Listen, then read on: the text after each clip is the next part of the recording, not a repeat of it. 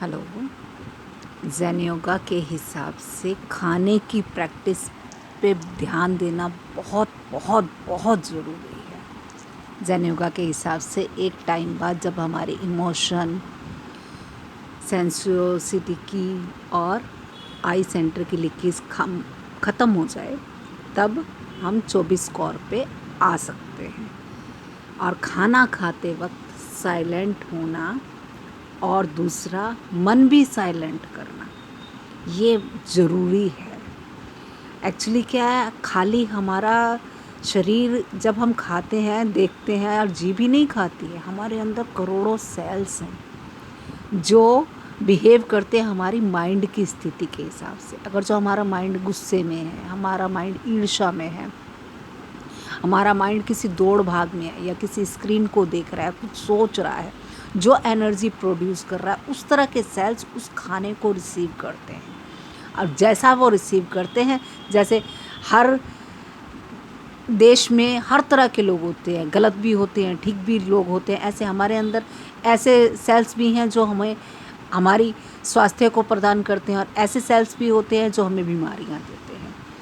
Depend हमारे पे होता है खाना खाते वक्त ध्यान देना। आँखों से खाना खाते वक्त और नाक से खाना खाते वक्त तो हम ध्यान देना ज़रूरी है ही है, क्योंकि नाक से अगर विषाक्त वायु ले जाएंगे तो हम मर जाएंगे। ऑक्सीजन ज़्यादा से ज़्यादा यानी गहरी सांस। कानों से बिल्कुल समझदारी से सुनना। ऐसे ही सारी के साथ साथ खाने को हम इग्नोर कर जाते हैं। खाने को भी बहुत केयरफुली खाने की ज़रूरत है, क्योंकि इसी से ही शुरुआत होती है हमारी स्वास्थ्य की, हमारी स्पिरिचुअलिटी की। क्योंकि जैसे हम सेल्स को आगे नरिश करेंगे वैसे ही सेल्स हमें साथ देंगे।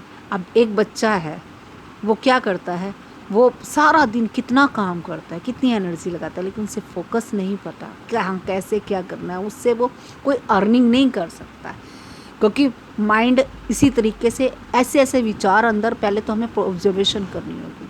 विचार ऐसे ऐसे चला रहा होता है, उस दौरान हम खाना खा रहे होते हैं, तो हमारे अंदर से जो एनर्जी बनेगी वो ऐसी बनेगी जिसका कोई हल नहीं है, कोई फ़ायदा नहीं है।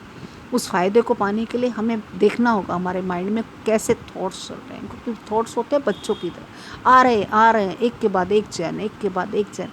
इसलिए पहले माइंड बॉडी दोनों को शांत करके, प्रार्थना करके, तब अपना खाना इस तरीके का हो जो कि हमारे शरीर को भी शांत करे। कोई बहुत ज़्यादा ऐसा ना भारी भरकम हो कि ऊपर हमारे पेट के जोर डाले, पचने में बहुत ज़्यादा टाइम लगाए।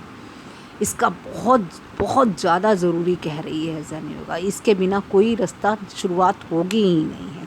और दूसरा, हमें एक तो ये खाने की करनी है, दूसरा हमें बोलने से पहले, जैसे अब कोई, कल की ही बात है, कोई राजनेताओं के बारे में 2-4 बातें कर रहा था। अब पहले तो मन में आया कि उसके बारे उनको मतलब अपनी सजेशन या अपने माइंड में जो चल रहा है उसके बारे में कुछ बोले। फिर माइंड में आया क्यों बोलना, क्योंकि एक बात हम बोलेंगे, 2 बात वो बोलेगा, ये बोलेंगे, करते करते माइंड में उसका एक स्पेस क्रिएट हो जाता है। स्पेस क्रिएट होता है तो उसको सच्चाई माइंड मानने लगता है।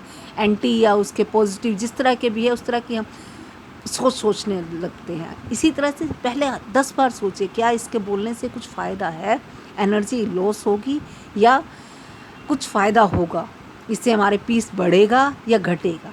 इस चीज़ को बहुत बहुत केयर से देखना होगा। और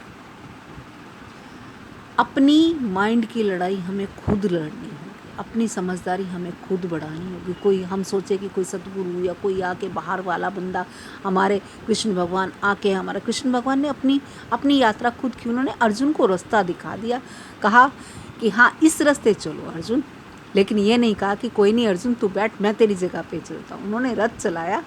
सारथी बनते हैं कृष्ण भगवान, ना कि वो मेन सीट पे आके बैठ जाते हैं। ऐसे ही भगवान हमारे सारथी बनते हैं, वो हमें बुद्धि। भगवान कौन है, कल मैंने बातचीत की थी कि हम ही हैं इंद्र देवता। सच में हम इंद्रियों के गुलाम होके रहते हैं, फिर क्या होते हैं, फिर हमारे चारों तरफ राक्षस आ जाते हैं। राक्षस आते हैं तो फिर हम भगवान विष्णु के पास भागते हैं, यानी बुद्धि के पास। ऐसे ही तो दिखाते हैं ना, जितने भी पुराण है उसमें वो देख रहे हैं मदिरा पान कर रहे हैं, उधर से अप्सराओं का नृत्य चल रहा है, इतने में राक्षसों ने आके वो कर दिया, फिर वो भागते हैं, विष्णु भगवान मुझे बचाओ मुझे बचाओ, क्योंकि अवेयर होके नहीं बैठे हुए थे। अवेयर मतलब विष्णु भगवान को पांचों इंद्रियों की लगाम देनी, ना कि इंद्र को। यानी हमें बॉडी को लगाम नहीं देनी है अपनी इंद्रियों की, हमें देनी है बुद्धि को लगाम। और अंदर आत्मा तो सिंहासन पर बैठी ही बैठी है, लेकिन हमारा शरीर को चलने की आज्ञा हमारी बुद्धि को होनी चाहिए, ना कि वासनाओं को, ना कि शरीर को। आज हमने 3 चीज़ों को समझा है। एक तो ज़रूरत होने पे ही बोले, अन्यथा ना बोले। दूसरा खाने की साधना को, जैसे श्री कृष्ण भगवान ने बोला है कि योगी खाना खाता है, यज्ञ करता है। उनका कहने का मतलब यही है कि खाते वक्त पूरे फुल अवेयर से अंदर आहुति दो कि वो खाने योग्य है, दूसरा शांत है, दूसरा माइंड शांत है, तब उसकी आहुति अंदर जाए तो वो अपने आप ही प्रज्वलित होकर हमारी बुद्धि प्रखर करेगी। और तीसरा है हमें अपनी इंद्रियों के गुलाम नहीं होना, हमें आई सेंटर के अंडर 5 इंद्रियां लानी है कि कुछ भी हम कर रहे हैं उसमें हमारी बुद्धि एक बार बुद्धि पूछे कि क्या ये ज़रूरी है, फिर ज़रूरी है तो वो करें। आज इतना ही, कल फिर बात करते हैं।